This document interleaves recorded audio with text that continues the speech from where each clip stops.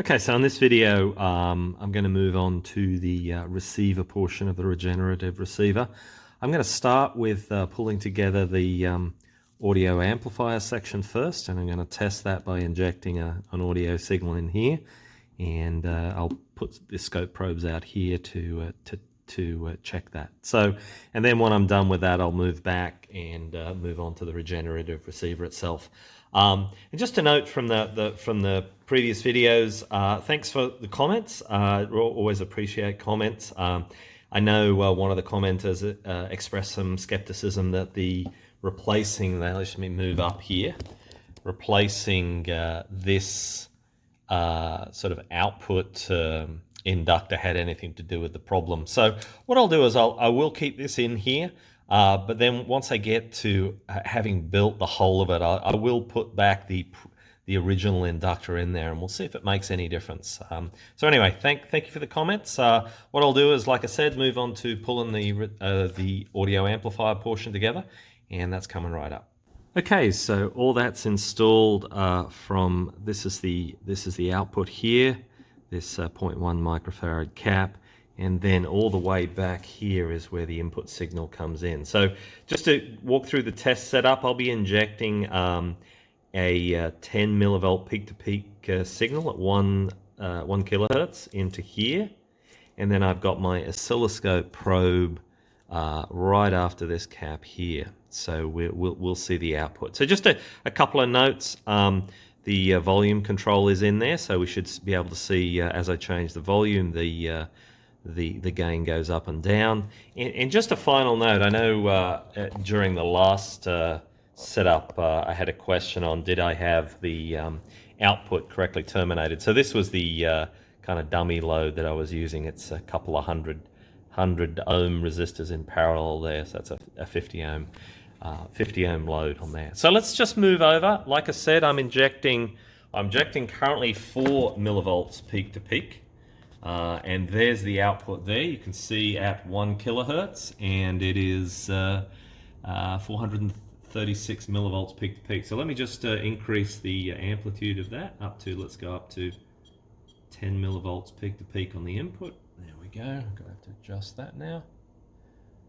And there we go. Nice clean signal in the output. Obviously the frequency's right as you'd expect. But let's just see, as we go up in frequency, you'll start to see a drop off there, and that's that low pass filter that I mentioned earlier, formed by capacitors C24, C23, and this 4.7 kilo ohm resistor here. So here's this low pass filter here, and as you see, as I go up in frequency, you see a drop off in the output there. So let me take it back to 1 kilohertz. There we are, 1 kilohertz. Now adjusting the volume pot, you can see I get an attenuation in there as I adjust that pot. You also see, interestingly, see all that noise on there as I'm touching it? It's using me as an antenna. The pot itself, let me just scroll down to the pot here. So the pot here, this is actually a part of the circuit. This is ground on that pot. So obviously when I put a sort of a plastic knob on there, I won't get that, but interesting nonetheless. So what I'll do now is, obviously now we move on to the, I think it's going to be the most challenging part, the regenerative receiver itself. So just panning down the circuit so we can see that. Now, I haven't installed this 100 ohm resistor or this 10 volt Zener here. So this provides a kind of a sort of a regulated, semi-regulated 10 volt voltage to this part of the circuit here. So what I'll do is I'll pull all this together, including the Zener, the resistor here. I'll pull this together, then I'll stop and I'll wind this toroid here, because that'll be a bit of fun getting right. So I think it's worth a special bit by itself. But anyway, so I'll pull this together, come back, show it on the circuit, and then we'll launch into the toroid.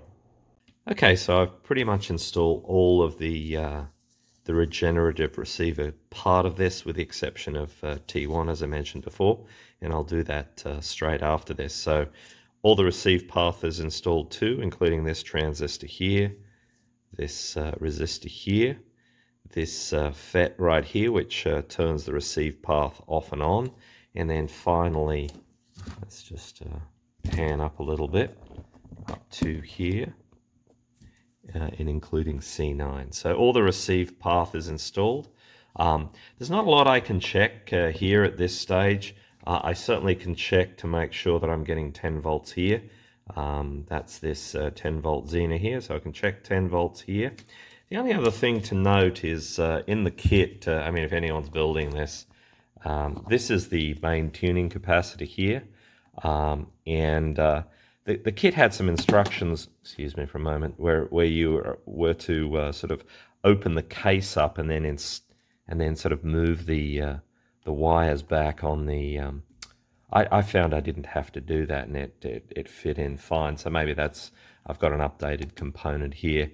So that was pretty straightforward to install. No real other tricks on the install itself. It was all pretty straightforward. So anyway, what I'll do is I'll just confirm that I am getting 10 volts at that Xena, and we'll do that right now. Okay, so I've got it set up here, and bear with me while I find the exact spot. So it's D5, and right there is where I'm supposed to probe. So, of course it fell off. So there it is, D5, and I'm getting 9.7 volts out of that. So that's good to go. So what we'll do now is move on to transformer T1. Okay, so here's the toroid that you wind T1 on, and for those of you who've built the QCX kit, it's a very similar construction. Basically, you wind 29 turns, and then you come out and do a hairpin, wind 5 more turns, come out and do a hairpin, and then wind 5 further turns, and that gives you the primary and the 2 secondaries. So what I'll do is I'll go ahead and wind that. This will be using 28 gauge magnet wire. So it should be pretty straightforward. And then when I've wound that, I'll come back. So here's a bit of a close-up of the finished toroid here. Let me see if I can, where's my pointer there? So you start here, come in over the top, do your 29 turns. And then when you've finished that, you pull it out. So this wire at the bottom here is the continuation of this wire here, and then you do a hairpin, come back over the top, and then you wind 5 more turns, and you come out here at the bottom, do your hairpin, and then come back and wind 5 further turns, and then this comes out here. Now once you've wound this, the hairpins are just to keep it all in place and to ensure that you're winding in the same orientation throughout the turns, which is critically important. So there's the finished toroid. All I have to do now is cut these wires here, here, and here, and that'll give me the leads for the bottom one. Will be the outbound lead for this set of turns, and the top one will be the start of the 5 turns, and so on and so forth. So anyway, that's the wound toroid. What I'll do is I'll cut those wires, and we'll come back, and then we have to identify where they go on the board. The wires are all cut now, and you can see there's the primary and the 2 secondaries. There's the 20 turn primary. Here's the 2 secondaries here. Or this is really a secondary, I guess. And then here are the 2 5 turn. One's the primary, and then the other one's the tickler. So let's. What I'll do is I'll remove the enamel from each of these, and then we'll come back and put it on the board.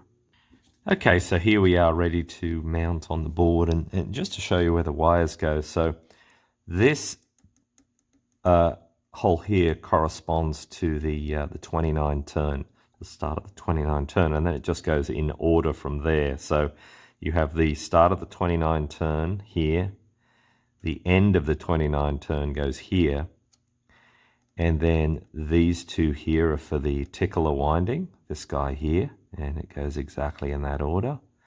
And then these 2 here are for the primary winding, the primary 5 turn winding. So that's how it goes in. I'll go ahead and mount that into the board, and then we'll do some continuity checking. Okay, so that was a bit of a pain to do, but as you can see, I got to sort of clean away the pads here a little bit, but here is the torode installed, and you do need to make sure that none of these wires are touching, of course. But all in all, pretty straightforward. Now I'll solder this in, and then we can check continuity. Okay, so let's do some continuity checking, and I've got to do this. My apologies around the. So this is the 29 turn secondary here. So this should have connectivity to ground. All right, so I've got my other probe in a ground point there, and then here's the other side of that, the 29 turn, and that obviously should be, bear with me, let me get this through here. This is kind of tough. So this should have continuity to ground too here. If I can get it in there. There we go. And then none of these connections here should have continuity to ground. So nothing there, nothing there, nothing there, and nothing there. So that's good so far. So checking the 2 5 turns becomes tough because they're actually connected together in circuit. So let me just pan down to the circuit, and you'll see that. So here's the 2 5 turn. Here's the 5 turn primary, but you can see it's actually connected through to the other 5 turns. So it kind of becomes impossible to check whether you have the correct settings there. I have buzzed these out, and this indeed does talk to the base of this transistor, but you can't really tell, do I have the orientation right? Because both of these will have continuity. Both of these will have continuity to the base of this transistor here. So anyway, what I'll do is I'll assume it's right, and then we'll move on to firing up the receiver and checking that. Everything's installed on the regenerative circuit, and I'm ready to test here. And you can see I've actually got my oscilloscope probe hooked up to this handy point here, which is the output intended to send to a frequency counter if you so desire it. So that's right down here. And what I should see here is I should see an oscillation there that is at the frequency that the regenerative receiver is receiving at. So let's have a look at that on the oscilloscope. And you can see that right here. So nice healthy signal there. And the unfortunate thing is it's at the wrong frequency. You can see it's around about 5.652 megahertz, which is quite below where we need to be receiving at. But other than that, it's all working fine. So let me just, if I adjust the regenerative control, the regen control, V1, you can see that changes the amplitude of the signal. Obviously, that's part of the thing. Part of what you adjust with a regenerative receiver is the actual amplitude of the regeneration. But anyway, so we're receiving at the wrong frequency. So I've got a couple of options that I can do here. So I need to increase the frequency. So I can either decrease the number of turns here, or I can change the overall capacitance of the circuit by decreasing this capacitor here. So this is currently 68 picofarads. This is obviously easier to do than changing the turns on T1. So what I might do is I'll replace C16 with a 22 picofarad capacitor, and then we'll come back and test that. All right, so here we are back. I've replaced capacitor C16 with from a 68 picofarad cap to a 22 picofarad cap. So just showing where that is on the circuit again. So that's right here. So this is now a 22 picofarad cap. Let's have a look at the oscilloscope. See, we've still got that nice healthy signal. Well, it's jittering a bit there, but that's probably related more to me than anything else. So there's that nice healthy signal, and we're now up at 6.894 megahertz, bouncing around a little bit. So let me adjust the I've got the tuning cap to the low end of the scale here, so let's adjust the adjust that little trimmer cap again.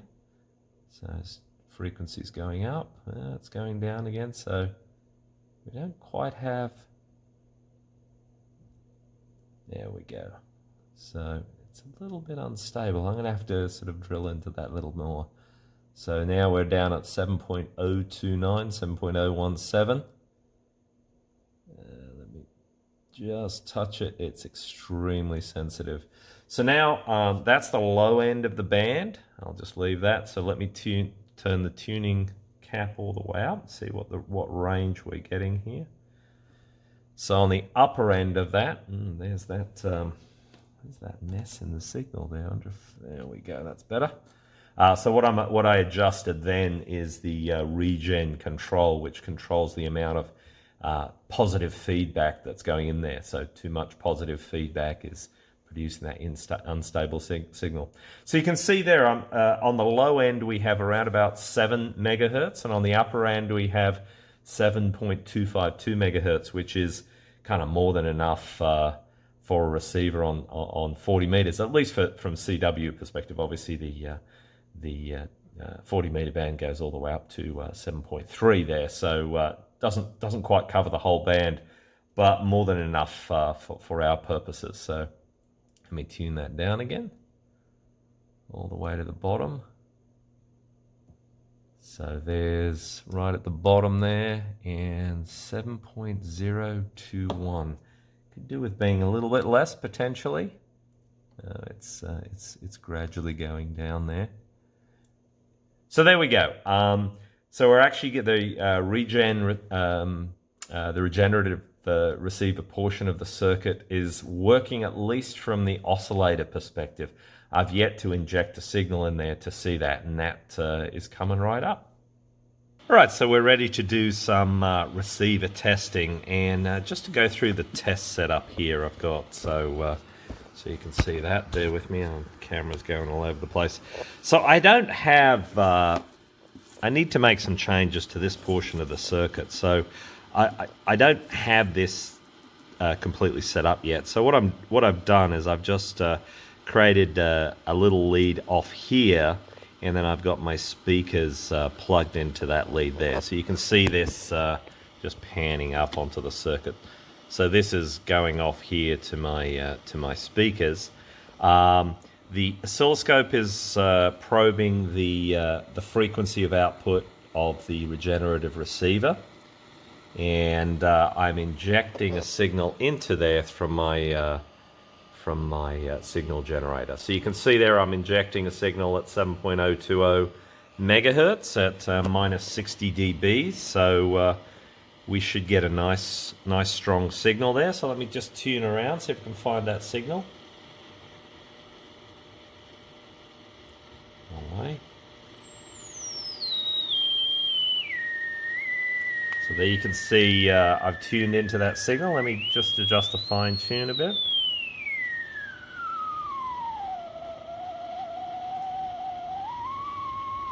So there's the signal at minus 60 dBs. Let's go down to minus 70 dBs.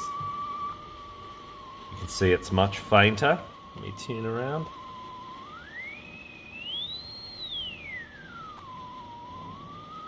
And let's just have a quick pan over to the oscilloscope to see what frequency, and it's 7.02127 megahertz. So I guess that's about a kilohertz away from the regenerative receiver frequency. Now I've noticed there's a very strong sort of dead band in there.